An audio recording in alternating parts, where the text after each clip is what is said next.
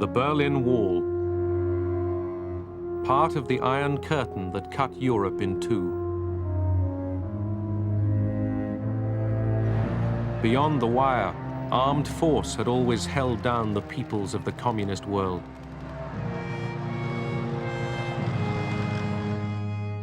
In 1989, the wall was still intact, but there was a new mood in Moscow. The use of force had discredited itself completely. It was no longer possible to stabilize the world by military methods. We saw a real opportunity because of this recognition on the part of the Soviet Union that they weren't going to win an arms race. They weren't going to, quote, bury you, unquote. We were the beneficiaries of this.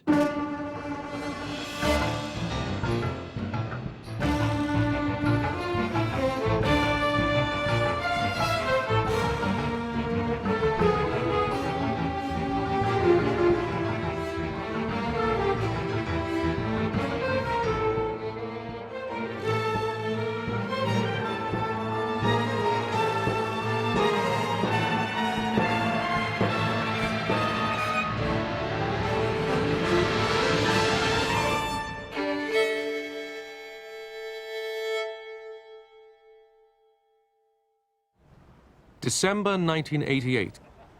Gorbachev met George Bush and outgoing President Ronald Reagan. Gorbachev had decided that the Cold War must be brought to an end. The Americans remained cautious. There were pressures on Mr. Gorbachev from his right, if you want to call it that, from his military, God knows from who else, who didn't want to see the rapidity of this change. By 1989, Gorbachev was determined to loosen Soviet control over the nations in the communist bloc.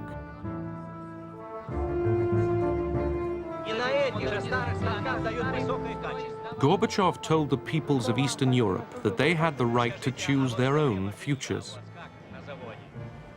But his listeners wondered what would happen if non-communists won power. Would the Soviet Union really stand aside? Gorbachev was convinced that when these countries got their freedom, they would choose socialism with a human face. He believed they would not turn away from Moscow, nor run off to the West. He thought they would be grateful to Moscow and keep up ties of friendship with the Soviet Union. But not everybody wanted freedom from Moscow. Communist leaders like East Germany's Erich Honecker relied on Soviet support to stay in power. To imagine that the Soviet Union, after 40 years of alliances, would leave every socialist country to fend for itself and turn its back on them as if there had never been a brotherly community, this was unheard of. Hungary, 1956. Soviet tanks smashed the Hungarian attempt to win democracy and independence. Imre Nagy and the other leaders of the uprising were executed. Economic reforms improved life for a while, then hit disaster. By 1989, the communist government was losing control. But Soviet troops remained in the land. The Hungarian people were growing angry again. Fear drove the regime to promise political changes and more democracy. The country was close to an abyss, close to a total crisis situation. Economically, we accumulated by the time a huge debt. Politically, all the key players within the country realized that there is no way to get a better life via reforming the socialist model.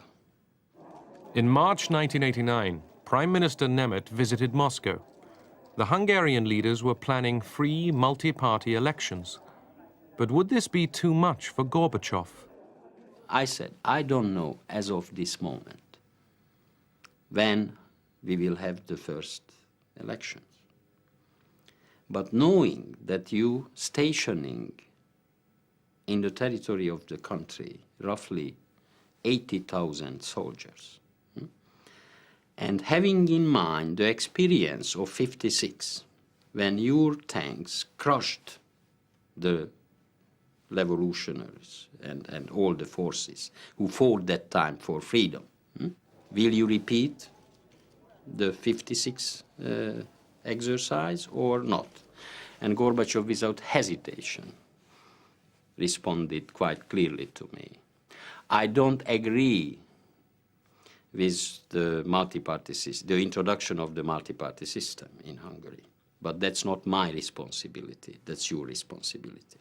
There will be no instruction or order by us to crush it down. So that was quite important message. A nameless grave in Budapest hid the murdered leaders of the 1956 uprising. Now the government agreed to rehabilitate them, the dead and the living. Erzsébet Hrozova was 18 when she fought in the uprising. She spent 12 years in prison. I felt as you do when a plaster is removed, and at last you can breathe freely. You don't have to lower your head anymore. I felt I could breathe again. Imre Nagy and his comrades were given a public funeral. The government declared that the 1956 revolution was justified. The crowd listened to the names of the martyrs.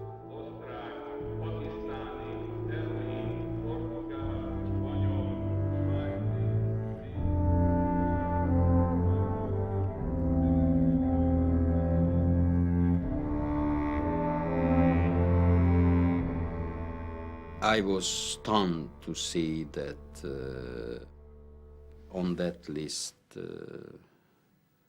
young boys, when they imprisoned them, arrested them, they were 16 years old. And they waited till they celebrated their 80th birthday. And next morning, they killed some of them.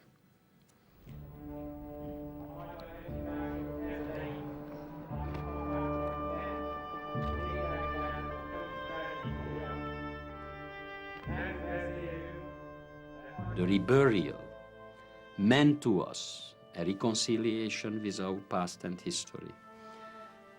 It meant a new start, a fresh start, especially in the political side of our life, and a renewal.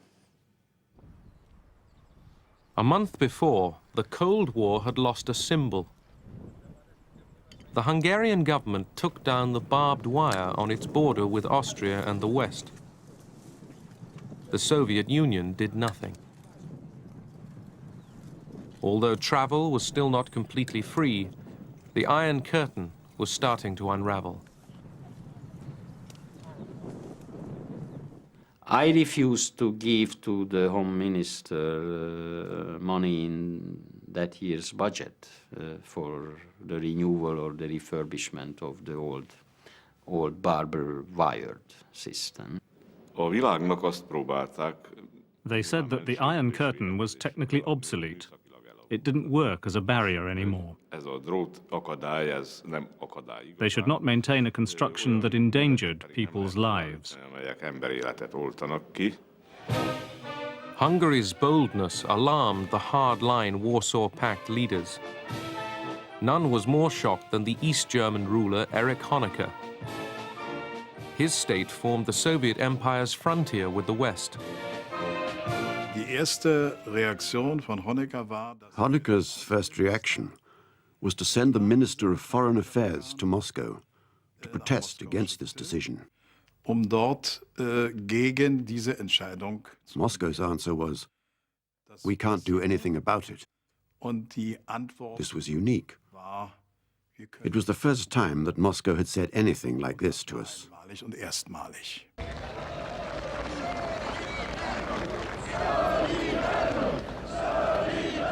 The Poles, like the Hungarians, were breaking with the communist system.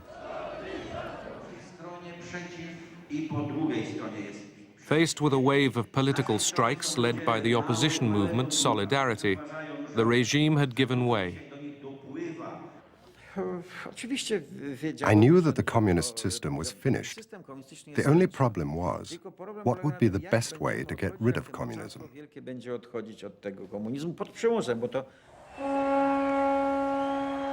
In 1981, with Soviet approval, Solidarity had been crushed by the Polish army.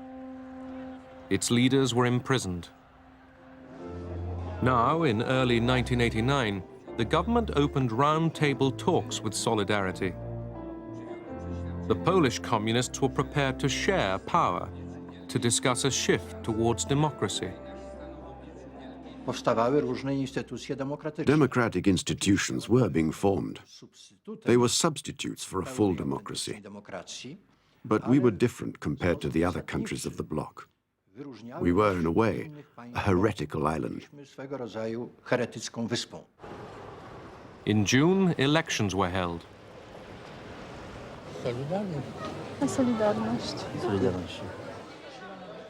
They produced a stunning defeat for the communists. Solidarity won 99 out of 100 seats in the Senate. Within weeks, the first anti-communist prime minister in the Soviet bloc took office. When we knew that Gorbachev was thinking about reform, we saw he would not oppose our reforms, and that was important to us.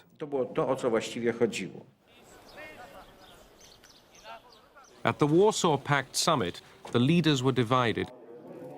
Honecker, like Romania's Nicolae Ceausescu, was alarmed by what was happening in Poland and Hungary. Honecker, and particularly Ceausescu, were against our reforms. On one occasion, we were having a meeting with him in his residence on the outskirts of Bucharest. He and his wife, Raisa, and myself were having a discussion. Our passions really ran high. We spoke in such loud voices that we had to remove all our security people so that they wouldn't hear us.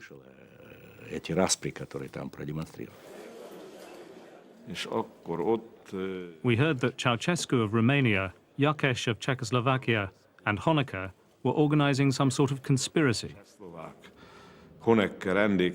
They wanted to talk Gorbachev into intervention against Poland and Hungary. They said that these nations had already passed the limits of what was acceptable in socialist countries. When I heard the first proposal from Ceausescu on this, I looked at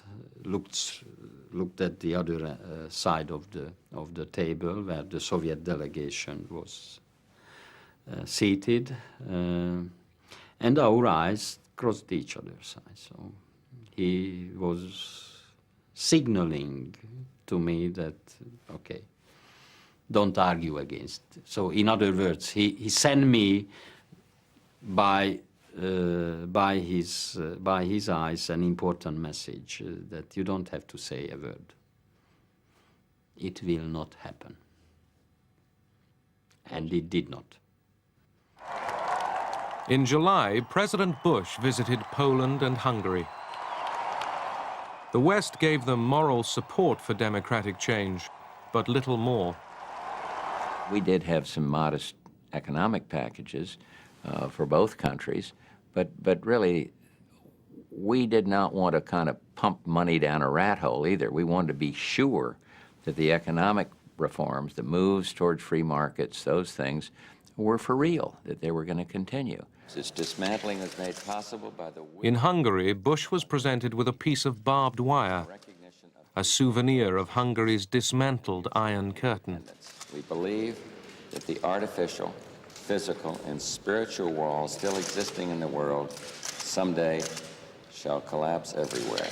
And that is just beautiful. Thank you, sir. I don't know, I'm kind of an emotional sort of person anyway. I cry too easily. I did then, I do now. And I had tears in my eyes when I was given this symbol of the end of the Cold War. On his Wyoming ranch, James Baker, Bush's Secretary of State, discovered a real friendship for Eduard Shevardnadze, the Soviet foreign minister. Excuse me, I'm from the Park Service. Do you guys have a fishing license? Absolutely. Baker confirmed to Shevardnadze that the United States would tread carefully in Eastern Europe and would not exploit Soviet problems there. What was achieved at Jackson Hole was, I think, a new atmosphere of trust. Everyone on the American side, as a matter of fact, felt it was very important that we assist Gorbachev and Shevardnadze and the reformers in the Soviet Union in any way we could to arrive at a soft landing. The Cold War didn't have to end with a whimper. It could have gone out with a bang. Already in communist China, a surge of demands for human rights and democracy had ended in tragedy. On Tiananmen Square in Beijing, tanks and troops had attacked peaceful demonstrators and slaughtered them.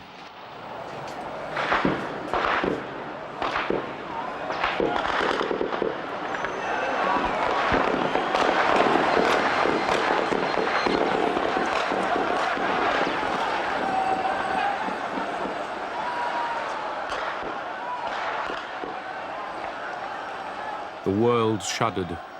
Would reform in Eastern Europe end like this? Erich Honecker in East Germany admired the Chinese solution to political protest. Honecker refused to admit that anything was wrong with his own system. I told them that they were responsible for the situation in their own countries. You decide what reforms you need. We need perestroika. Whether you need perestroika is up to you. Honecker said, we've done our perestroika. We have nothing to restructure. But in reality, East Germany was rotting away. Pollution poisoned air and water. The economy was running down. The police state stifled all initiative. There was apathy in public, daydreams in private. Wissen Sie, die meisten in der DDR hatten sich eingerichtet, hatten sich zurückgezogen. Most people in the GDR withdrew into their private lives. Absolvierte den Job. You went to your job, saw to it that your private life was protected from harm. Einbringen kann, integrieren kann. Then you withdrew into your home, with your friends, in your own private world. Die berühmte Datscha, die man hatte, zurück. Und die You criticized society at home, wurden, ja, but only among people you trusted. Vertrauten Kreis sehr kritisch beleuchtet. Eine Videokamera. There was a video camera installed in the building opposite us, which was trained on our window. Every private word we said, every dispute about who had to do the dishes, every argument with the children was listened to and noted down. Everyone who entered our house was videotaped. That summer, East Germans rushed to take holidays in Hungary. There was an escape hatch. Hungary's border with the West was weakening. In Budapest, East Germans besieged the West German embassy, demanding help to emigrate. It was known that every German from the GDR who chose to live in freedom and democracy would get all possible support from us. The West German Chancellor, Helmut Kohl, had confidence in Gorbachev. Kohl planned to rescue the Hungarian economy if the East Germans were allowed to go west. He trusted Gorbachev not to block the deal with the Hungarians. Die hier stehenden Mitglieder, Bürger der DDR, können nicht in der DDR passieren, das Land verlassen. The Hungarians agreed to let the East Germans cross to the west. Honecker called the refugees moral outcasts. I believe he felt a mixture of anger and utter contempt for these masses of people. Wie überhaupt bei jemandem im Einzelnen auch, der das tat. In einer Mischung. These ungrateful people who had run over to the other side. Über Undankbarkeit nenne ich's mal. The refugees had been traveling from East Germany to Hungary in the hope of getting to the west. Now East Germany blocked travel to Hungary. Desperate, the fleeing East Germans turned to Czechoslovakia. They gathered at the West German embassy in Prague.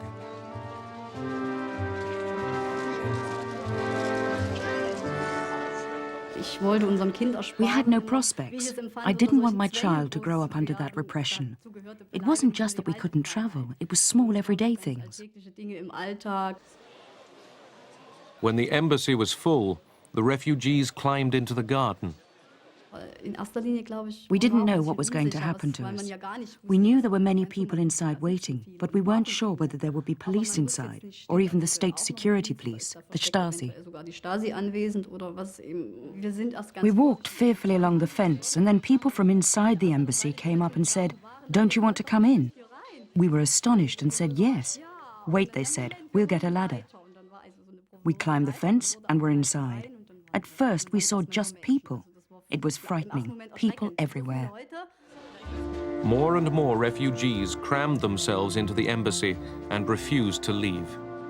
Ich habe da keine Perspektive. Ich habe gearbeitet die Woche 70 Stunden, 30 Stunden maximal geschlafen und am Ende 1500 Mark drüber geblieben.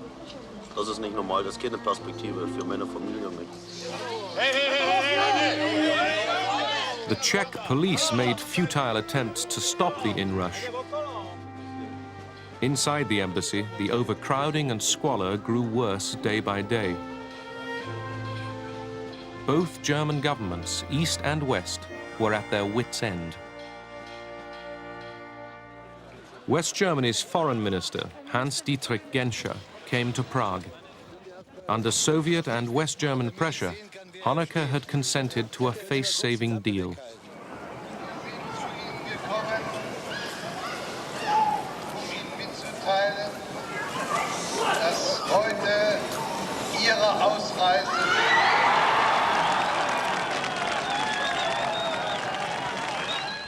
The refugees could go to West Germany, but only if their train crossed East German territory first. Then Honecker could claim that he had expelled them and cancelled their citizenship.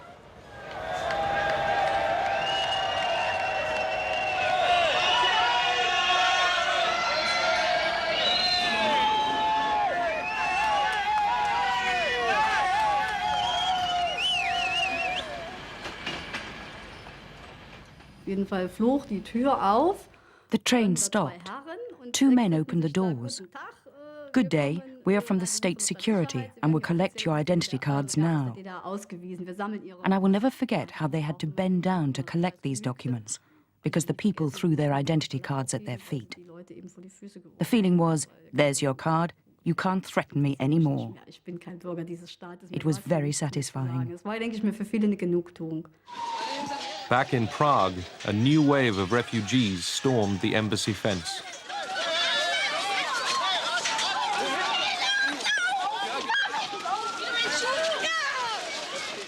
Their last chance of reaching the West seemed to be vanishing.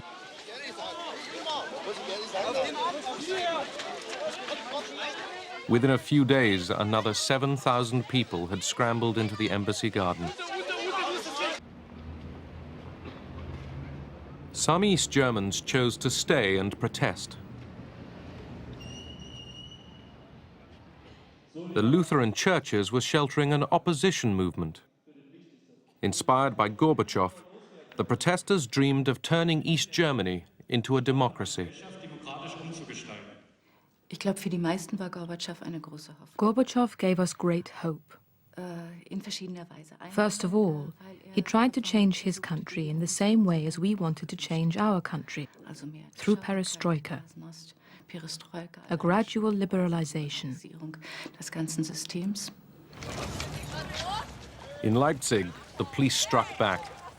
On September the 4th, Western journalists filmed plainclothes security men as they attacked the demonstrators.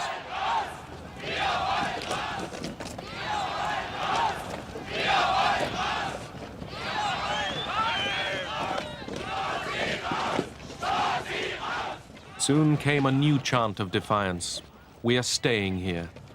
We are staying here was a protest against what the GDR had done,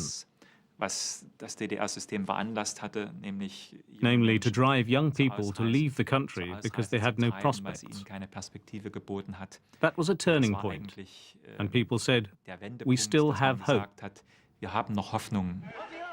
Every Monday in Leipzig, there were demonstrations at the Nikolai Church. They swelled into mass protests. The police tried to stop them.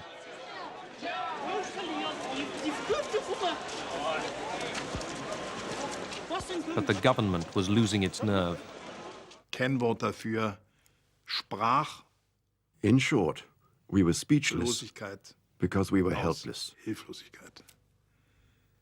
Weil dieses Land because this country und diese Führung and this leadership nie had erlebt never before experienced a conflict eine Konfliktsituation which was so openly expressed. Dartun konnte. Only Honecker seemed to notice nothing amiss. On the eve of East Germany's 40th anniversary that October, he was confident as he waited with his colleague Egon Krenz to greet his senior guest, Mikhail Gorbachev. The Soviet delegation already knew that the East German regime was tottering. The outward show of victorious celebration went ahead. Then, at the torchlight parade of communist youth, the marchers dropped their rehearsed slogans. They began to chant another name, Gorby.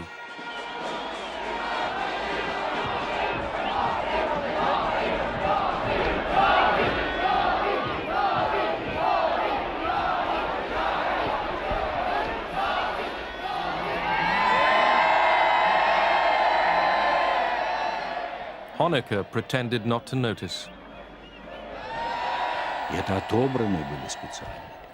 These were specially chosen young people, strong and good-looking. They were in a cheerful mood, but they started chanting slogans. Gorby, help us. Gorby, stay here. Rakowski, the Polish leader, came up to us and said, "Do you understand German?" I said, "I do a little bit." "Can you hear?" I said, "I can." He said, "This is the end." And that was the end. The regime was doomed. This was a vote of no confidence against us. Gorby Gorby did not mean do it exactly as it was done in the Soviet Union. Gorby Gorby meant we need change here in the GDR. In a series of increasingly surreal meetings, Gorbachev tried to inject a sense of reality. Honecker and I spent about 3 hours talking. He couldn't understand why I wanted a meeting. But we had a serious discussion. I told him what we were doing. He told me what they were doing. He described it all as one victory after another. But I said, he who lags behind events loses.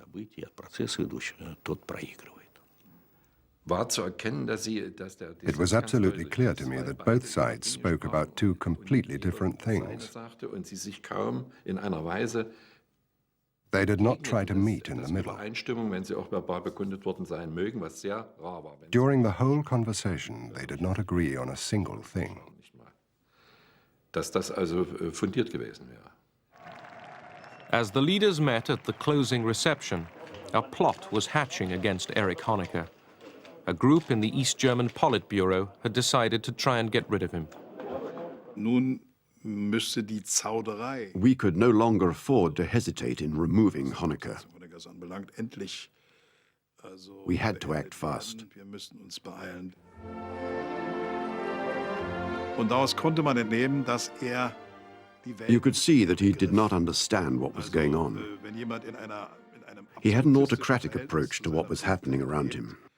dann He ist couldn't es in cope der with the Tat situation. also für ihn nicht mehr nachzuvollziehen. Verehrte ausländische Gäste, recht herzlich danken, dass Sie an den Feierlichkeiten aus Anlass des 14. Jahrestages der Deutschen Demokratischen Republik teilgenommen haben. At dinner with Gorbachev and the leaders of the Warsaw Pact countries, Honecker was a complacent host.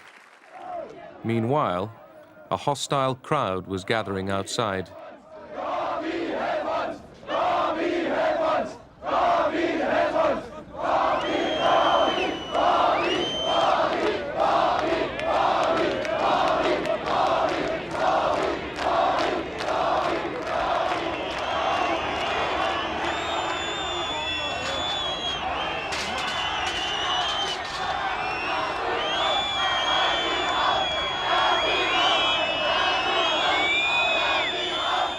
Honecker was planning to stamp out the new opposition. No one was sure how far he would go. There was a permanent fear that there might be a Chinese solution to the problem and that weapons might be used. We could never ignore this possibility. Sometimes we even thought that Soviet tanks might appear. That evening, the demonstrations in Berlin continued.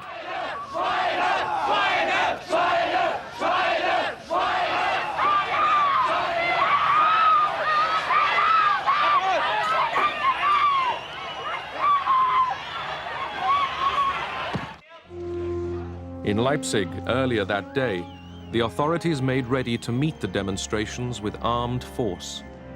On the afternoon of October 7th, the entire square was cordoned off by the police. It was the first time I saw the power of the police.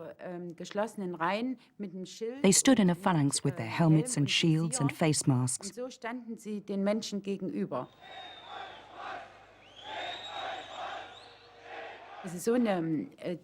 And standing there right up to them, we felt their force and violence.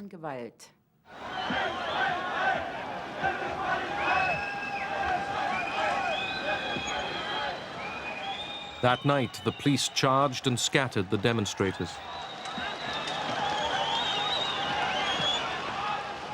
But an even larger protest rally was called for 2 days later.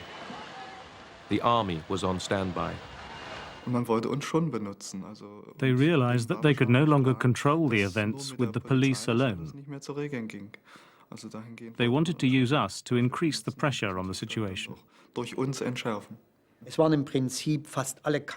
Almost all paramilitary brigades were mobilized. The voluntary police force were out in strength. More than 8,000 men were armed and sent with their equipment to Leipzig. We were issued with twice as much ammunition as normal. Usually we had 60 rounds. Now they gave us 120 rounds.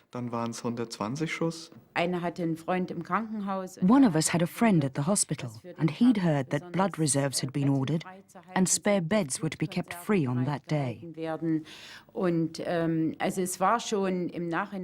city was in a state of emergency. Shops had to close at 5 o'clock. We felt very intimidated. At work, people warned each other, don't go into town tonight. Who knows what's going to happen?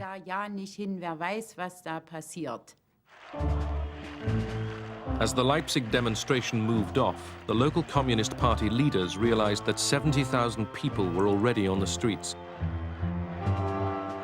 Alarmed, the Soviet ambassador telephoned the commander of Soviet forces in the region.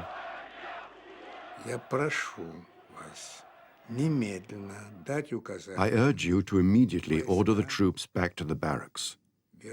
That's the first thing. Secondly, stop all maneuvers. Third, stop all flights of military planes. And under no circumstances interfere in the developments. The Leipzig communists begged the opposition to talk with them. Then, without higher orders, they pulled back the East German police and troops. The demonstration went off peacefully. For East Germans, this was the turning point. People almost fell into each other's arms and said, "Oh my goodness, now something is happening, and now finally we're starting to talk to each other. And if we talk to each other, we won't shoot at each other."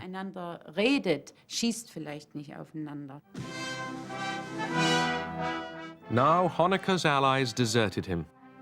He was voted out of power by Egon Krenz and the entire Politburo on October the 17th. It was high time for him to go. It would have been impossible for us to get out of this deep valley with him at the top, even if he'd mustered all his authority for change. Now Egon Krenz was in charge. He promised democratic reforms. He assured the people that he would make it easier for East Germans to travel west, the issue which had set off the whole crisis.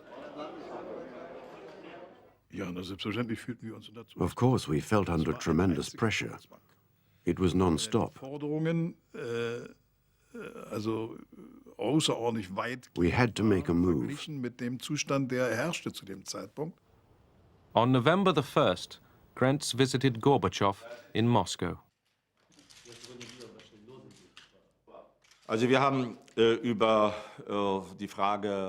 We talked very openly about the question of free travel, and he said to me, "If you don't find a new formula which allows the GDR citizens to travel, then things won't look good for you."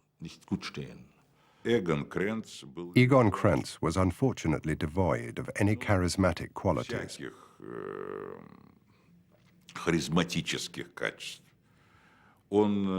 He wasn't accepted by the people. He wasn't attractive to the masses.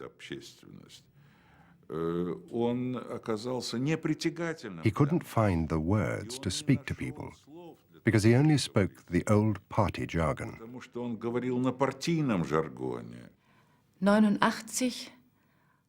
By 89, many people, myself included, were no longer prepared to look for dialogue. I remember that we said, now our readiness for dialogue has expired. Now it's confrontation. In vain, Krenz offered new freedoms.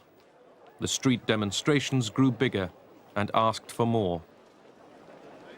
In East Berlin on November the 4th, a crowd of 500,000 people gathered. Liebe Freunde, Mitbürger, es ist, als habe einer die Fenster aufgestoßen, nach all den Jahren der Stagnation, der geistigen, wirtschaftlichen, politischen.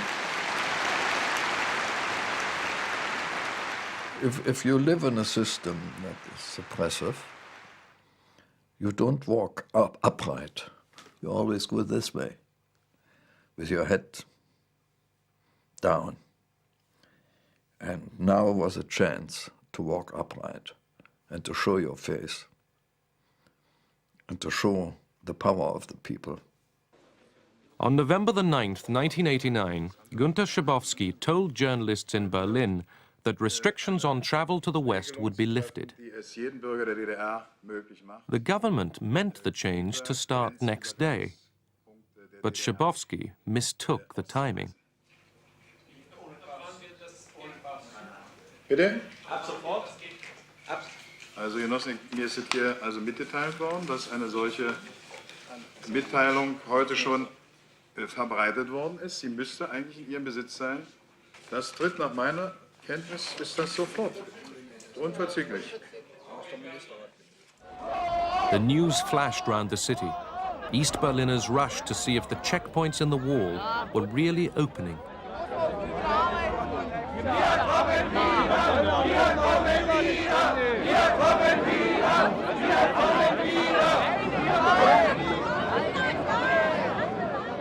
The border guards were baffled. We didn't get any instructions from our superiors. None. Only observe the situation. We tried many times to speak to our superiors, but nobody got back to us.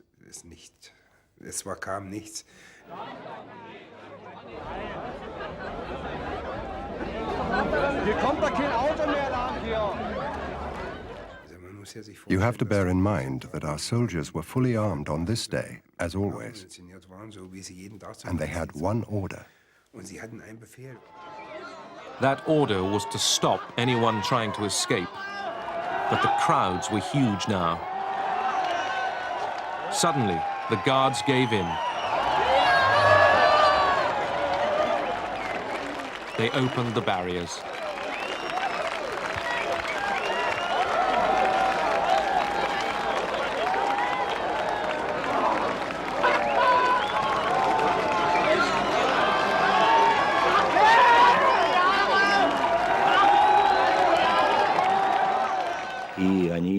They opened the borders and didn't take any countermeasures.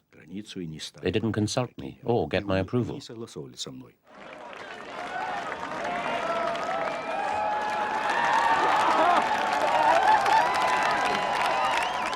hat mich angerufen nach der Das ist ein wunderschöner Tag.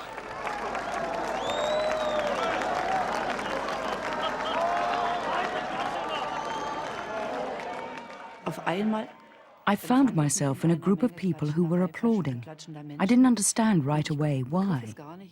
Then I realized I really was in West Berlin, and West Berliners had come to the border and they were applauding us.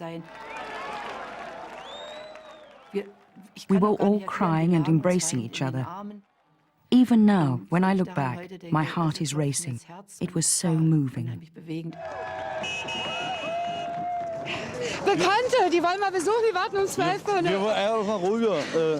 Nur mal gucken. Das ist traumhaft. Und dann wieder zurück. Wann? Ne, heute irgendwann. Oder, also besser gesagt, doch heute. Wahnsinn! Wahnsinn! Was zu toll. Das ist toll. 28 Jahre, das ist die Stunde. Ich bin sehr glücklich. West Berliners arrived from the other direction. They began to demolish the wall in front of the Brandenburg Gate.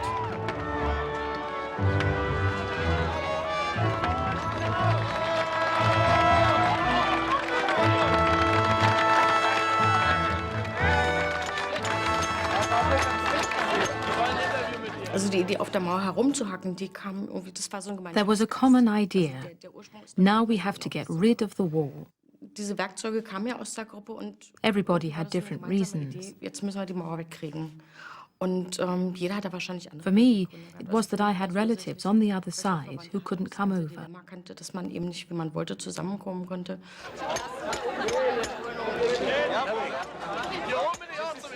Oder wenn ich an meine Tante denke. When I remembered my aunt and how I couldn't see her before she died, it made me so angry. It was liberating to do something against the wall. Der Kommunismus ist gestorben. Wir nehmen das mit rüber. Die ist tot. Ja, wir nehmen das mit rüber. Lebt er noch. Ja, da haben wir mit so einer Zähne. It was emotional for me, but I must confess that I had in mind not overreacting. The stupidest thing that any president could have done then would have been going over there, danced on the Berlin Wall, and stick his fingers right into the eyes of the Soviet military and of Gorbachev. Who knows how they would have had to react.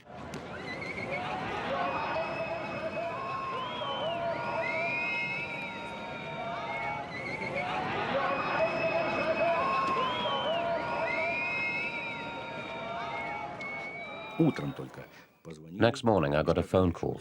They told me what had happened. I said, you made the right decision.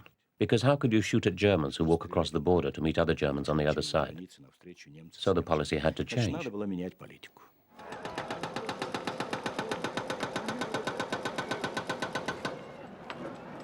Across this wall, two worlds had faced each other in arms. Now their enmity was dumped into history. Germany would be reunited. But Europe's revolution against communism was not yet done.